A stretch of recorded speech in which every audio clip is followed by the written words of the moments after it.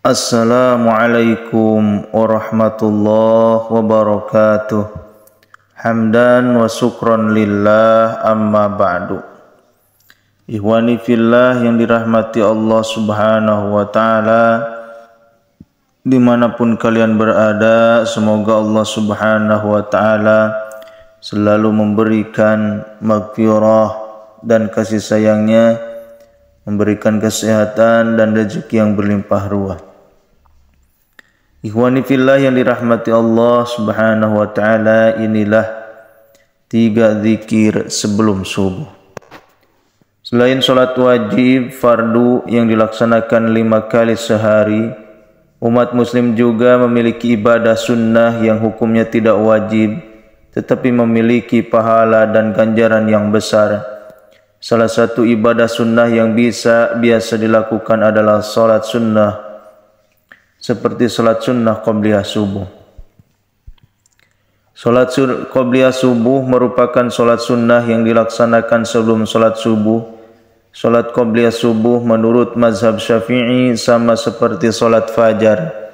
Menurut para pendapat jumhur ulama, nama lain dari qabliyah subuh adalah salat sunnah barad, sebab dilakukan ketika cuaca dalam keadaan dingin. Ada pula yang menyebut qabliyah subuh sebagai salat sunnah ghadat, sebab dilakukan pagi-pagi sekali. Apabila Gramedes ini melaksanakan qabliyah subuh, maka Gramedes perlu tahu niat dan tata cara melaksanakannya. Qabliyah subuh atau salat fajar sebenarnya merujuk kepada waktu pelaksanaan salat yang dilakukan ketika waktu fajar telah tiba. Hanya ada 2 salat yang khusus dilaksanakan pada waktu fajar, yaitu salat subuh dan qabliyah subuh. Secara singkatnya, salat qabliyah subuh merupakan salat sunnah 2 rakaat yang dilaksanakan sebelum salat subuh. Seperti pelaksanaan salat yang lainnya, ada niat salat qabliyah subuh yang perlu dilafalkan sebelum mulai mengerjakan amalan ini. Berikut niat dan tata cara melaksanakan salat subuh. Usolli sunnatas subhi raka'ataini lillahi ta'ala, yang artinya aku sengaja melaksanakan sembahyang sunnah subuh 2 rakaat karena Allah Ta'ala.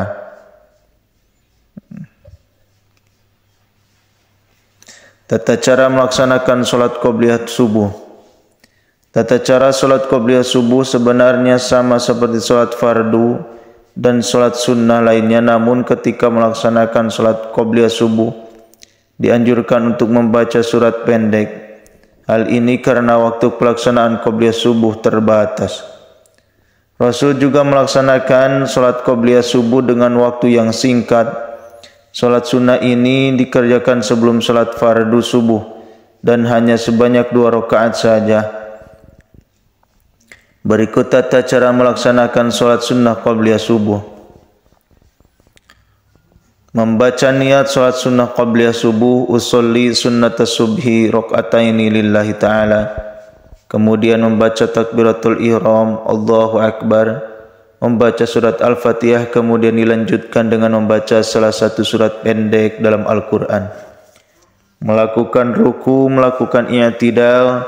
Sujud pertama duduk di antara 2 sujud. Sujud kedua pada rakaat pertama berdiri dan mengulangi kembali urutan dari nomor 2 hingga membaca surat pendek. Kemudian duduk tasyahud, mengucapkan salam, kemudian menoleh ke arah kanan dan kiri. Nah, setelah selesai melaksanakan salat qabliyah subuh, bisa membaca zikir berikut ini. Ya Hayyu Ya Qayyum La ilaha illa anta. Ya Hayyu Ya Qayyum La ilaha illa anta. Ya Hayyu Ya Qayyum La ilaha illa anta. Baca zikir ini sebanyak 40 kali.